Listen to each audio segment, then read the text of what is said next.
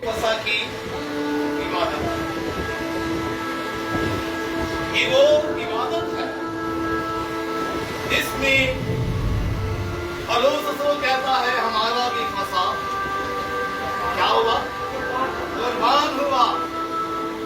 और जब हमारा फसा कुर्बान हुआ तो पहले हम जरा ये देखें कि ये फसा की कुर्बानी क्यों की जाती थी, ये फसा आखिर है क्या।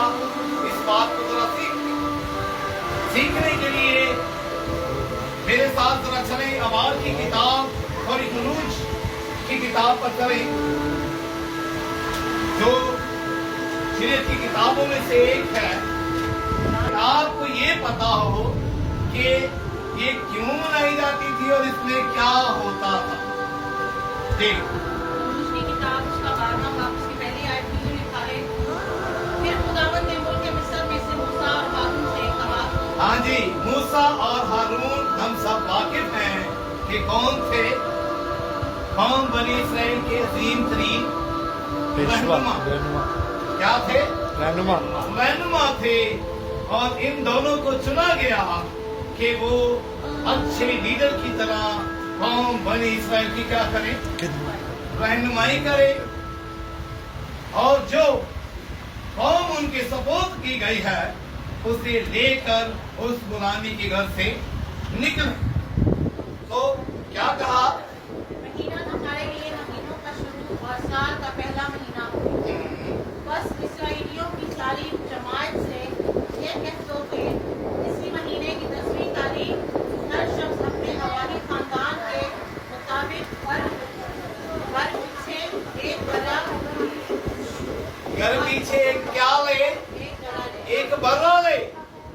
और फिर इसकी आगे जब तफसील पढ़े तो आगे लिखा हुआ है जी पढ़े, और अगर किसी के घराने में बर्रा को खाने के लिए आदमी कम हो तो वो और उसका हमसाया जो उसके घर के बराबर रहता हो, दोनों मिलकर नफली के शुमार के मुआफिक एक बर्रा ले रखें। हाँ जी, क्या ले रखे, एक बर्रा ले रखे। इसका मतलब ये है कि उस बड़े को लेना है और उसे क्या करना है, खाना है। अब उसे खाना है और क्यों खाना है ये बात भी सीखना जरूरी है जी। तो इस बात को जानने के लिए आगे हम इसे कंटिन्यू करेंगे। तो लिखा है तुम हर एक आदमी के खाने की मिकदार के मुताबिक बड़े का क्या करना, हिसाब लगाना। इसका मतलब कि ये पैगाम खुदा ने दिया था और ये फसा जो किया गया है, ये फसा की जो ईद यहूदी मनाते थे वो खुदा के हुक्म के क्या थी जी, मुताबिक थी। और ये फसा की ईद इसलिए आई थी, अगर हम इसके पीछे जाएं तो वहां जब खुदा ने कौम बनी इसराइल को छुड़ाने के लिए सारी आफतें भेजी और उनमें से एक आफत ऐसी थी कि जिसके अंदर उनके पलोठों को क्या किया जाना था, हलाक किया जाना था। और ये जो अहद या ये जो फसा की कुर्बानी की बात आई, ये इसलिए हुई कि उनके पिलोठों की जगह इस्राएल का एक ही बड़ा ज़िबा हो गया। Hallelujah, hallelujah. वो कौन था इसके लिए कहा गया अफजल से ज़बा किया हुआ, और जिन्होंने इस फसा को ज़िबा नहीं किया उनके पलोठे क्या हो गए। और फिर हम जब इसे तफसीलन पढ़ते हैं तो कहा कि इससे जब खाओगे तो इसका खून जो है अपनी जो दरवाजे की चौखटें हैं उन पर क्या करना है, लगा दोनों साइडों पे और ऊपर की तरफ। इसी तरह पढ़े जी, आगे कंटिन्यू करें। 5वीं आयत से पढ़े। तुम्हारा बड़ा बेगाब और यकसाला नर हो, और ऐसा बच्चा या तो भेड़ों में से चुन कर लेना या बकरियों में से, और तुम उसे उस महीने की 14वीं तारीख तक छोड़ना, और इसराइलियों के कबीलों की सारी जमात शाम को उसे किस टाइम करना है जी? शाम को उसको। सिवा करें। और यीशु मसीह इस फसा के अंदर कैसे शामिल हुआ? किस वक्त?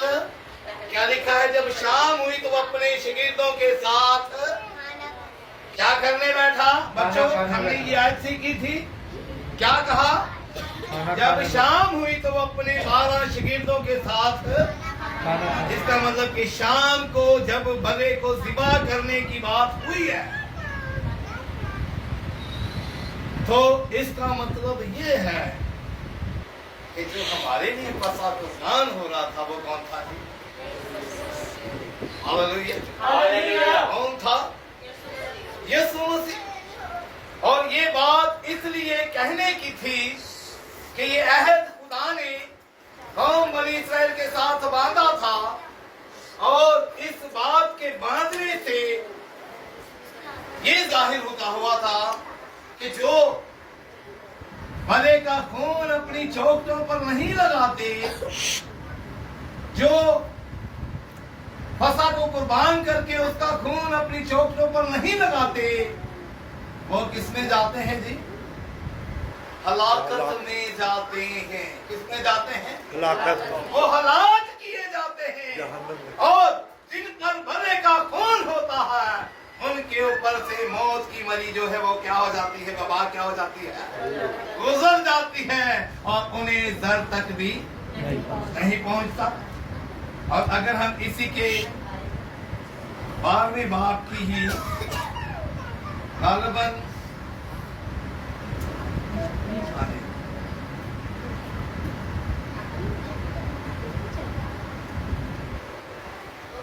हाँ जी, और इसी की जब हम 12वें बाब की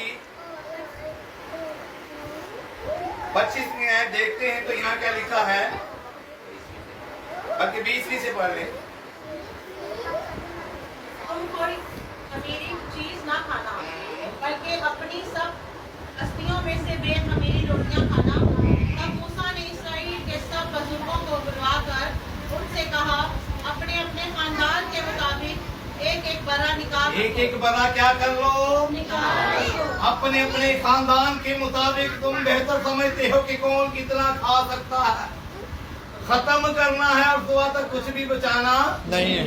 सुबह तक कुछ भी बचाना नहीं है। और ये किसका हुक्म था? खुदा का। और खुदा ने किसको दिया? मूसा को। मूसा ने किनको कहा? इस्राएलियों को। इस्राएल को। और आज ये हुक्म मुझे और आपको दिया जा रहा है कि हमारा भी फसा कुर्बान हो चुका है। हालेलुया। हालेलुया। और जब हमारे लिए फसा कुर्बान हुआ है, तो हम उसने क्या किया? जब फसा की तैयारी हुई तो वहां लिखा है कि जब वो खाना खाने बैठा तो उसने क्या ली? सबसे पहले रोटी ली। और रोटी के बारे में क्या लिखा है? ये मेरा अभी हमने क्या पढ़ा है? कौन सी रोटी होनी चाहिए? एक खमीरी रोटी। एक खमीरी रोटी। इसका मतलब कि उस गोश्त के साथ खाने वाली जो रोटी है वो कैसी होनी चाहिए? एक खमीरी। और उसने रोटी ली और क्या कहा? यीशु मसीह ने क्या कहा? ये मेरा बदन है जो तुम्हारे वास्ते तोड़ा जाता है। मेरी यादगारी के वास्ते मेरी यादगारी। इसका मतलब, और अगर हम इसे आगे पढ़ते हैं, यहीं पे चले जरा इंजील में चले वापस।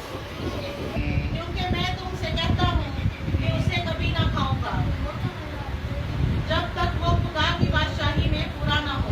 हाँ जी, दुख सहने से पहले, ज़िबा होने से पहले मैं ये फसा तुम्हारे साथ। मगर यीशु मसीह को वहां वक्त नहीं मिला, क्योंकि ज़िबा होने वाला बर्रा वो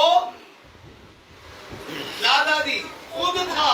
देखो, यूहन्ना ने जब उसे अपनी तरफ आते देखा, कहा देखो ये खुदा का बड़ा है जो जहान के गुनाह उठाए जाता है।